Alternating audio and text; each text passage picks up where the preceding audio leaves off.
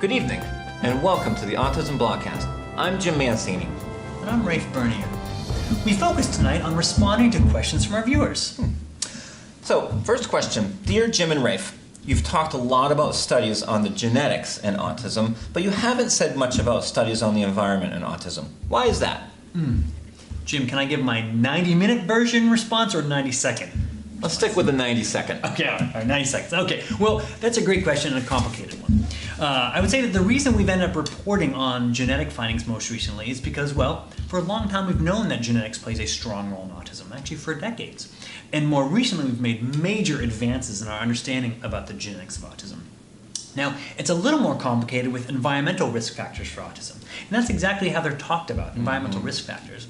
Some of those risk factors that have been identified and proposed have been things like perinatal complications, things like hypoxic events during birth when the baby's not able to get enough oxygen, or prenatal complications like significant major infections that mom might have during pregnancy, or exposures to particular substances like medications, things like valproic acid, which is an anti-seizure medication, again, during pregnancy. And so these prenatal and perinatal complications have been identified as potential risk factors, but it's complicated because not all individuals with autism have been exposed to these events, and not all individuals who are exposed to these events end up with autism. And more recently, we're identifying that these exposures are connected and linked strongly to genetics.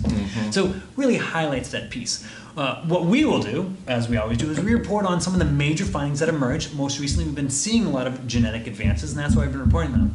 As we learn more about environmental risk factors, we'll be right here reporting them to you as they come up. Great.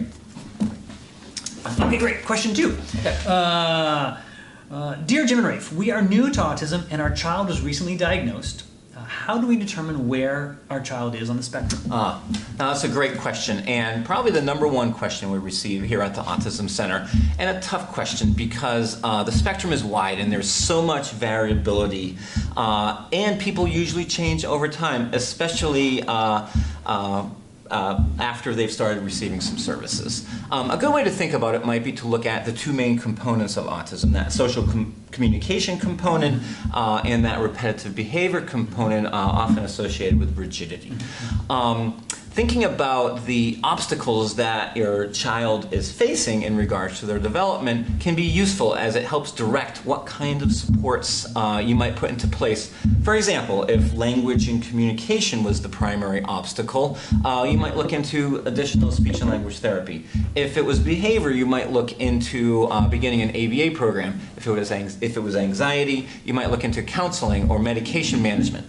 So it's a tricky question, but hopefully that's helpful. Great. All right. Okay. Third question. There are differences in prevalence rates for autism in different places. Why is that? Is that related to the number of professionals in the tech industry? Ooh, another good one. Let me go with a 90-minute question response to that one. No. All right, okay, good. All right, just try them up. That's a tricky question. What the research would suggest is that what is driving differences in prevalence rates for autism in different regions is really a function of awareness and access to services.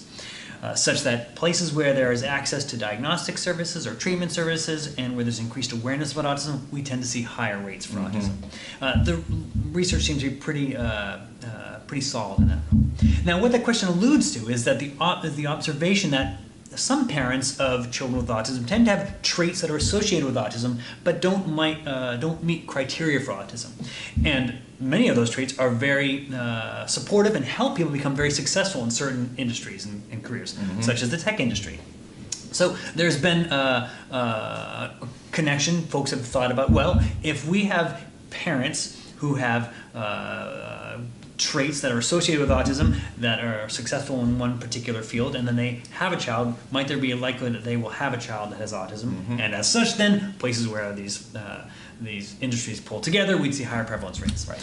What's complicated about that is two of the regions that have high tech industry populations, San Francisco and Seattle, those are regions where we also have a lot of awareness and access to services. So it's hard to disentangle. Right. So there's worse research that's being done in that area right now, and so I think we'll continue to follow that. Yep. That's a great question. Great. All right. Great. Okay, yes, our next question. All right, dear Jim and Rafe, first of all, I love your show. Nice.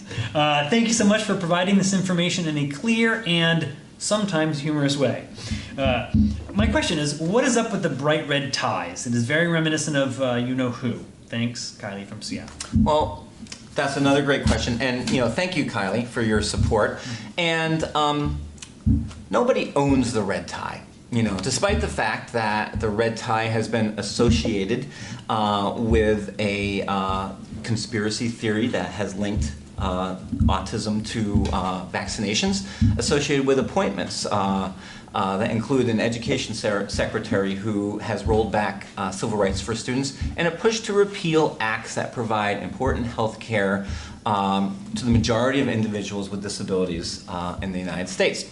And we would be remiss if we did not mention the events that the red tie has been associated with, a failure to condemn events that occurred earlier this month in Charlottesville, Virginia.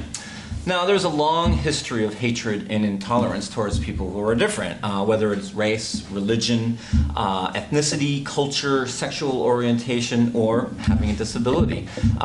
Seeing the Nazi flags being marched through Charlottesville, we should be reminded that people with disabilities have often been targeted by hate groups. Over 200,000 people with physical and mental disabilities or mental illness were exterminated in Nazi Germany between 1940 and 1945.